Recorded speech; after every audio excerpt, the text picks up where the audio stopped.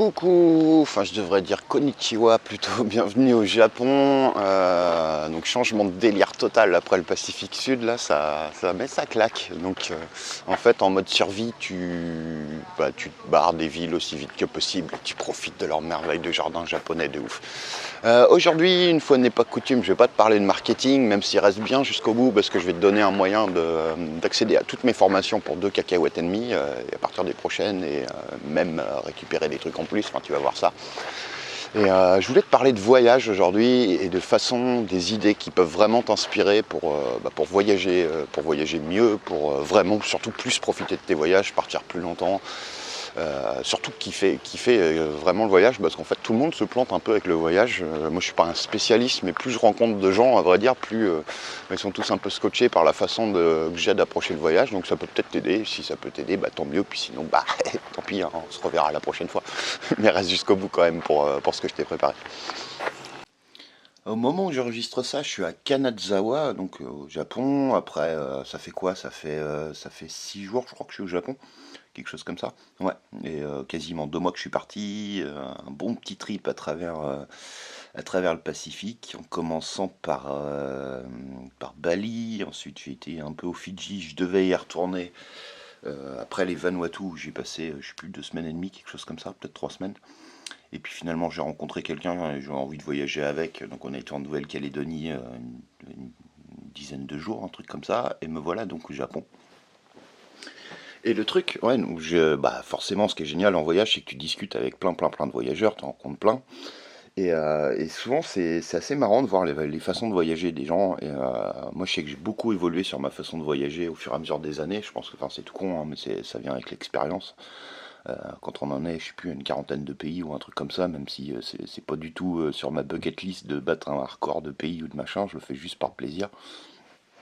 Si, à une époque en fait, à une époque, quand je sais plus, au début des années 2000, je voyageais qu'en Europe, mais je commençais avoir fait pas mal de pays, je sais pas, peut-être une petite vingtaine. Et là, mon objectif, je m'étais fixé pour objectif comme ça, pour délirer avec des potes, de faire toute l'Europe avant 2010. Et peut-être après de mettre les pieds au moins une fois sur chaque continent différent. Et puis en 2004, je me suis expatrié, je suis parti vivre à Amsterdam, puis après à Prague, donc en tout je suis parti entre 6 et 7 ans. Donc voilà, quand on vit à l'étranger, c'est plus du tout le même truc. Et bon, les stats, hein, on s'en fout pas mal. Mais des trucs qui sont super intéressants, que j'ai remarqué, qui peuvent t'aider, qui peuvent t'inspirer pour améliorer tes voyages et vraiment faire en sorte que ce soit des voyages qui te plaisent à toi. Bah déjà justement c'est de se baser sur ce que toi tu veux faire et pas les autres. Enfin, ça paraît con, mais l'industrie du tourisme nous vend vraiment des parcours tout faits qui sont un peu les mêmes pour tout le monde. Souvent c'est pas mal. Moi, j'utilise le Lonely Planet pour voyager, enfin de moins en moins. Enfin à vrai dire je l'utilise d'une façon différente. J'y reviens juste après. Mais c'est vrai qu'au bout du compte, tout le monde va voir les trucs touristiques immanquables parce qu'on les voit dans les vidéos, on les voit dans des brochures, on les voit dans des magazines, on les voit tout partout. Et du coup, on se dit, je peux pas aller dans tel pays sans avoir vu tel monument ou tel endroit ou tel truc parce que c'est un incontournable. Et alors qu'en fait, on s'en fout peut-être, quoi. Je sais pas, on prend l'exemple de la France pour faire simple, hein. Il y a une grande chance que tu connaisses au moins la Tour Eiffel, là. Perso, enfin voilà, aller à la Tour Eiffel, enfin pour moi déjà Paris c'est pas la France, mais bon c'est encore autre chose. Mais, voilà, enfin, je vois pas en quoi c'est obligatoire de passer à la Tour Eiffel si tu vas à Paris ou si tu vas en France pour profiter de ton voyage. Bon, c'est peut-être pas le meilleur exemple parce que nous, on est français ou au moins francophone, mais tu vois un petit peu l'idée. Justement, plus on va, bon, après du simple bon sens, c'est que plus on va sortir des sentiers battus et des trucs touristiques, plus on risque d'apprécier parce qu'on va vraiment rentrer dans du local, on va pas ça va être moins cher aussi, ça sera moins blindé de touristes, enfin, on va vraiment profiter des expériences. Mais vraiment, ouais, ne pas hésiter à chercher des trucs qui nous plaisent, quoi. Déjà, qu'est-ce qu'on a envie de faire dans sa journée? C'est vraiment comme dans la vie, hein. Quand on a la chance de faire du marketing sur le web, on a probablement la chance, une fois que c'est bien mis en place et que ça commence à tourner, d'avoir beaucoup plus de temps, c'est un des gros avantages. Là, c'est pareil, on réfléchit quel est notre mode de vie idéal. En voyage, c'est un petit peu la même chose.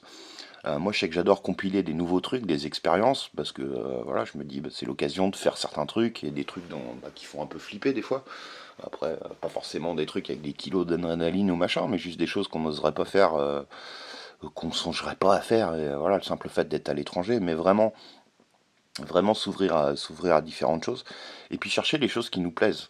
Par exemple, je te donne l'exemple du Japon. Bon, j'ai passé à 4 jours à Tokyo. Bon, je t'avoue que j'en pouvais plus. Bon, déjà, je suis pas très grande ville à la base. Genre Paris, j'ai dû même pas y passer 4 jours en cumulé sur les 10 dernières années. À chaque fois, mon objectif quand j'y passe, c'est de me barrer aussi vite possible une fois que j'ai vu ce que j'ai à voir. Généralement en concert, puis après je me casse aussi vite. Mais bon, bref. Donc, j'ai fait 4 jours à Tokyo, ce qui est bon. Voilà, moi j'allais au Japon principalement. Enfin, voilà, c'était un bon moyen de remonter du Pacifique Sud et de couper un peu la route avant de rentrer en Bretagne. Mais je me suis passionné depuis un moment pour les jardins japonais, donc c'était l'occasion idéale, même si là c'est pas encore forcément enfin c'est même pas du tout les couleurs d'automne, enfin, je suis un peu tôt pour ça.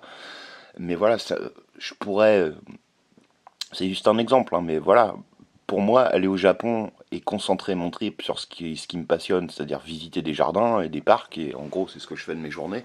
Après, je regarde ce qu'il y a à droite à gauche aussi en passant, mais je peux passer à côté des monuments incontournables de Tokyo que je sais même pas ce que c'est finalement, parce que je n'ai pas du tout étudié le truc, hormis les jardins à visiter avant de partir au Japon.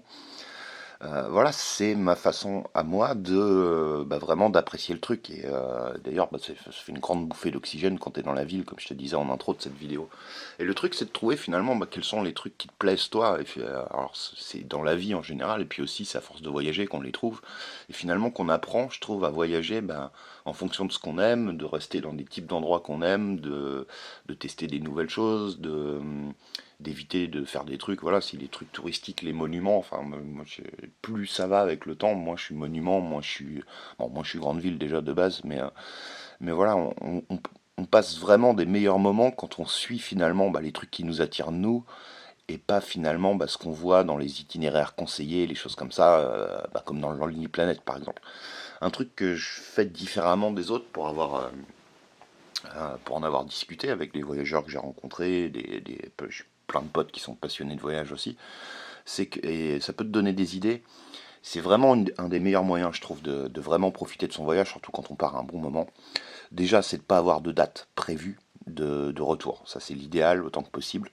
Voilà, ça ne veut pas dire qu'il faut partir 2 mois, qu'il faut partir 2 ans. Ça peut être juste partir 2 ou 3 semaines, voire même 4, 5 jours. Ça m'est arrivé des fois de rebrousser chemin parce que voilà, c'était pour la période où finalement ça me saoulait ou des choses comme ça. Bon, forcément, pas quand t'es au bout du monde, mais quand t'es dans les pays à côté de chez toi, ça marche bien. Mais tout simplement, pas avoir de date de retour, ça permet d'improviser. Si tu as envie de rentrer, tu rentres. Et puis si tu as envie de prolonger, tu prolonges surtout. Et puis surtout, d'être ouvert, de pas avoir vraiment le truc principal, c'est pas avoir d'un itinéraire fixe, d'être vraiment ouvert au truc. Moi, après les Vanuatu, donc je devais retourner aux Fidji parce que ça faisait sens en fait, vu où sont les îles Vanuatu, de retourner aux Fidji, sachant que, en gros, quand je suis parti pour mon petit tour du Pacifique, ce que j'avais prévu, c'était 10 jours à Bali parce que ça coupait la descente, entre guillemets, en gros, quoi. J'avais prévu 3 jours aux Fidji, ensuite j'avais prévu d'aller au Vanuatu, j'avais pris mon vol retour 2 semaines et demie plus tard de Port Vila au Vanuatu pour les Fidji, et après c'était un peu open total quoi. Je pensais passer le plus gros de mon voyage aux Fidji avant de rentrer en remontant par l'Asie quelque part, je savais pas du tout où, et parce que ça faisait voilà, c'était pratique de couper et de se poser un peu une semaine ou deux avant de rentrer quoi en fait. Donc finalement, la remontée par l'Asie, ça a été le Japon. Je n'y avais pas du tout pensé plus que ça. Et puis finalement, voilà, moi qui m'intéresse aux jardins japonais et qui bosse à en faire un chez moi, voilà, ça tombait comme le bon endroit par où remonter. Et puis en me baladant en Vanuatu, j'ai rencontré quelqu'un, voilà, une nana avec qui j'ai bien accroché. Et puis on s'est décidé à partir. Elle venait des Fidji juste avant. Moi, je devais y retourner. Enfin bon, finalement, et elle devait retourner en Australie. Bref, on a coupé la poire en deux, puis on est parti en Nouvelle-Calédonie. Puis je regrette pas parce que finalement, de ce que j'ai vu au moment où j'enregistre ça, pourtant j'ai adoré Bali, j'ai adoré les Fidji, même si j'y suis passé que 3 jours au bout du compte. Mais les gens sont juste hallucinants de gentillesse et d'accueil. J'ai adoré les Vanuatu, mais pour l'instant, bon, le Japon c'est un peu tôt pour juger. Mais puis c'est un style complètement différent de toute façon. Mais la Nouvelle-Calédonie, c'est vraiment ce que j'ai le plus adoré. Les paysages sont juste hallucinants, quoi. Donc, donc l'idée finalement, ouais, de pas, surtout de vraiment être ouvert. C'est pour ça qu'il ne faut pas avoir un planning trop précis. C'est finalement d'être ouvert aux rencontres et surtout au changement de programme, parce que finalement, qu'est-ce qui est... Voilà, t'as forcément voyagé, enfin sans doute. qu'est-ce qu'on se rappelle le plus dans nos voyages finalement? C'est les trucs qui n'étaient pas prévus, c'est les galères, c'est les changements de programme, c'est les rencontres, c'est toujours ça qui font les meilleurs souvenirs. Et donc du coup, bah, si tout est planifié, tout est calé, tout est cadré, on sait qu'on va se lever tel jour, qu'on va aller à tel endroit, bah, et qu'il faut prendre tel transport à tel truc, puis aller, voilà, finalement, enfin, on passe à côté de beaucoup de choses. Souvent, on a l'impression de speeder tout le temps. Ça, c'est un truc super important. Avec le temps, plus ça va, moins je voyage vite. Bon là, ça peut paraître beaucoup de pays, ce que j'ai fait en 2 mois, mais à aucun moment je me speed. Je me dis que je m'en fous si j'ai raté un truc incontournable ou si j'ai pas vu tel truc. En fait, je pense juste à passer la meilleure journée possible sur le moment. Et depuis que je fais comme ça en voyage, en fait, bah, je profite largement plus et j'adore de plus en plus ce que je fais de mes voyages, en fait, les meilleurs souvenirs. Donc l'idée, en fait, pour revenir au Lonely Planet ou au fait de faire des recherches avant de partir, bah, c'est justement, en fait, pour l'oublier une fois sur place, pour oublier tout ça. Ça, c'est un truc, je connais pas grand monde qui fait comme moi. Bon, il y a quelques personnes qui le font, hein, mais vraiment des travelers aguerris, on va dire. Mais je trouve ça vraiment pas con et en pratique, enfin, ça aide vraiment à faire des super voyages. C'est voilà, généralement quand on prépare un voyage, bah, on est excité, on a envie de partir, on attend le truc, ça fait rêver, etc. Donc du coup, bah, c'est le moment où moi je vais regarder, c'est le moment que j'utilise en fait pour regarder des vidéos, des documentaires, des vlogs, parfois consulter des guides touristiques en ligne ou des trucs comme le Lonely. Et ça me permet en fait d'avoir une idée des trucs que je veux voir, des endroits où tous les touristes vont être, des endroits je vais chercher à partir de là des endroits hors des sentiers battus, justement parce que je sais qu'ils sont pas dans les, bah, tout le monde n'en parle pas, enfin etc. Et tout ça, ça me donne juste un cadre autour duquel bah, je vais pouvoir totalement improviser une fois que je suis parti. Et en fait, ça, je trouve que ça, enfin, toutes les personnes qui font comme moi, enfin, j'ai rien inventé hein, dans tout ça, bien évidemment. Toutes les personnes qui font comme moi, bah, vraiment adorent cette façon de faire. Donc moi, je t'invite vraiment à voyager comme ça, à vraiment bah, t'informer sur ce qu'il y a à faire, mais pour mieux improviser sur place. Pas partir avec des dates précises, ou alors bah, tu fais comme moi, tu rates des avions et puis tu pars ailleurs.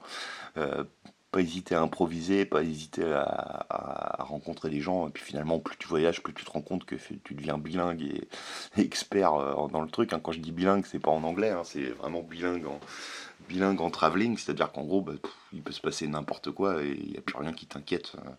Moi, voilà, là, ça fait je sais pas combien de jours, enfin de semaines maintenant plutôt que j'organise au jour le jour en sachant pas où je vais dormir le lendemain. Là, j'enregistre ça.